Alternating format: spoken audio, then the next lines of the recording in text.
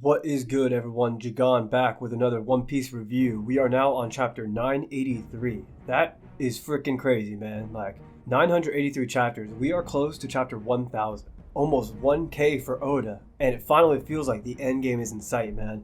Say what you want about the man, but his work ethic is crazy. Something that is almost unrivaled by other mangaka.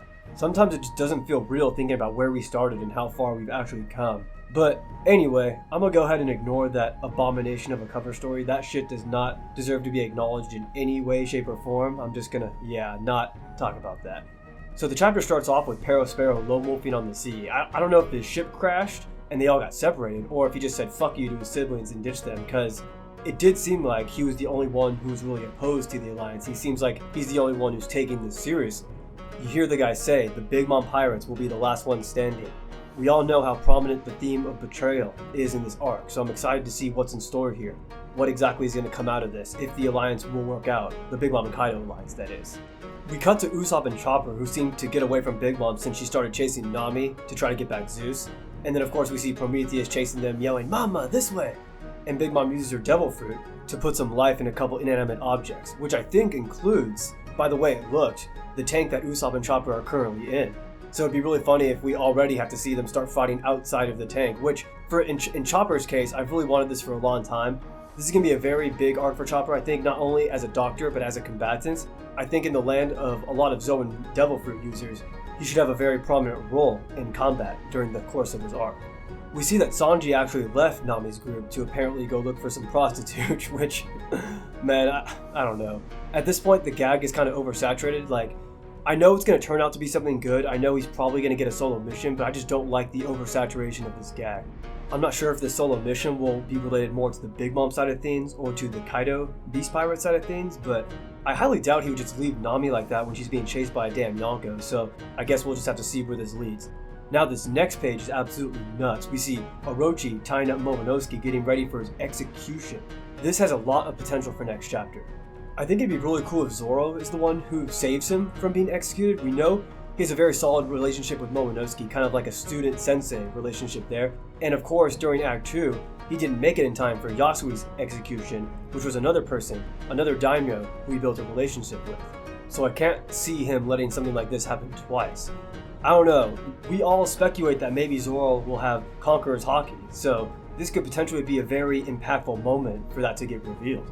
But regardless, this page has a lot of potential for next chapter. A lot of things could go down. We see in the next two pages that Zoro, Kid, and Killer are fighting what looks like gifters, so it confirms they did indeed get separated from Luffy, of course. I mean, what else are we going to expect, right?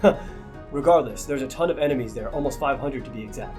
They talk about how joining Kaido is so much easier than opposing him, which is very fitting for the themes of the arc, because we know that these four pirates are conquerors. They are built different in that regard, and that they would never succumb to anyone's rule, as opposed to almost everyone else who ran into Kaido. Killer says that breaking through the front lines is insane with all these numbers attacking them, but Kid seems to think that they'll manage, which, I don't know, I think they might actually get the first crack at Kaido if they keep breaking up through the middle, because Zoro might go to the left to the execution platform, because I can't think of anyone else in the vicinity who'd be willing to help Momonosuke right now, and Kid and Killer likely don't give a fuck about that, so it could very well be Kid and Killer who get the first shot at Kaido in this arc. Of course, it's also likely that they'd have to go through the calamities first to even get to Kaido. So, I don't know, at this point, I definitely think Zoro's fighting Keen. I think that's like an absolute must for this arc. I think it's very crucial for his character to do so. But if we talk about the other calamities, it might actually be Kid and Killer, who I think Oda wants to emphasize their combative abilities since we've never really seen them in a fully fleshed out 1v1 before. Of course, it also could go to someone like Sanji, who is kind of far away right now though, so I'm not really sure how that worked out, as well as Inuarashi, Nekomamushi, or maybe even Law.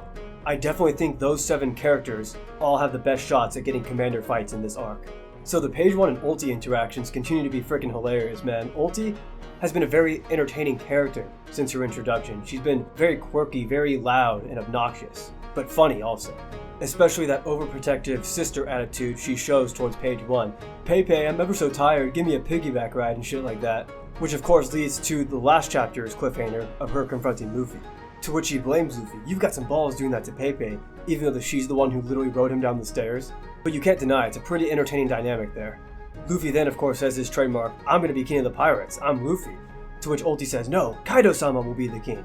which goes back to what we were just talking about with Zoro and Kid. So many people's dreams have been crushed by Kaido, giving up their ambition because of Kaido. And this is not just Supernova, but tons of other pirate captains. So Luffy and Ulti start to scrap, and I gotta say, this shit was fire. Ulti uses her skull cannon attack, and what we get looks like a Conqueror's hockey clash. Man, that is pretty wild to me. If it's actually true, that'd be wild for me, for someone like Ulti to have it, but it could be plausible because usually when we get those type of sparks or lightning that are depicted in a clash like that, it is in fact between two Conqueror's hockey users. I don't want to jump the gun on this one though, because it didn't appear anyone was actually knocked out by the clash, more so just pushed back. But we have seen in other encounters a similar clash, like Burgess and Sabo, who aren't confirmed Conqueror users themselves, but had a very similar looking clash to this. But I am hoping that Ulti does not have it. I mean, at this point, it just feels like Oda is kind of handing out the Conqueror's pass to anyone. It doesn't feel as authentic as everyone's used to in the world, but I guess we'll just have to wait and see.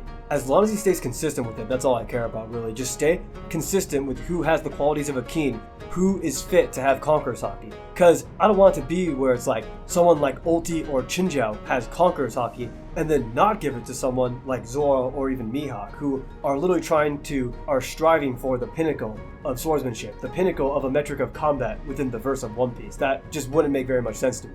But getting back to the fight, Oda did slap with the choreography in this fight like we know he can when he feels like it. We just haven't really seen that since Luffy vs Katakuri, but I thought the sequence was really good. It looked very good. Ulti is then revealed to be a Pachycephalosaurus, which I 100% pronounced correctly on the first try without looking anything up. But apparently this creature is known for its extremely thick skull and that they actually engage in combat with their heads, so it makes sense Ulti was specializing in a headbutting ability. But the fight itself was looking really dope like I mentioned. I love the way he grabbed Ulti's horns and then flipped her, and then immediately countered page 1 with his elephant gun. Ulti then fully transforms, to which Luffy is about to use Gear 4th, which I know these guys have been probably taking too much damage before the Kaido fight. They've been, getting hit way too much, so it does make sense that he'd want to end it quick, but I still didn't expect him to pull out Gear 4th against a Flying 6 member. But just before he's about to do so, Thunder Bagua! Ulti gets taken out by none other than Yamato, Kaido's son, by the same technique that Kaido himself used on Luffy at the end of Act 1. Man, I can only imagine the amount of theories that could come just from this chapter. Yamato himself says, "You're Straw Hat Luffy, right? I've been waiting for you." This honestly changes everything. I definitely think it's plausible to say that Yamato was the silhouette hiding behind Robin and Jinbei a couple chapters ago, but it's crazy to think that he's been waiting for Luffy. He's been expecting him. What could that mean? Does he want to leave Wano or even try to rebel against his father? I definitely think based on the implications of the chapters when Kaido meets with the Flying Six that we could always kind of tell he'd be wild or rebellious or something wasn't quite right with their relationship, but actually waiting for Straw Hat Luffy to come is crazy to me. Another interesting point is that he's wearing very similar attire to Odin, as well as having chains on him very similar to Odin when he died. Now, there's no way he's actually Odin. I've seen the theories, but that would absolutely be a travesty if Oda brings back Kozuki Odin in the present time of One Piece. That would be complete and utter dog shit, man.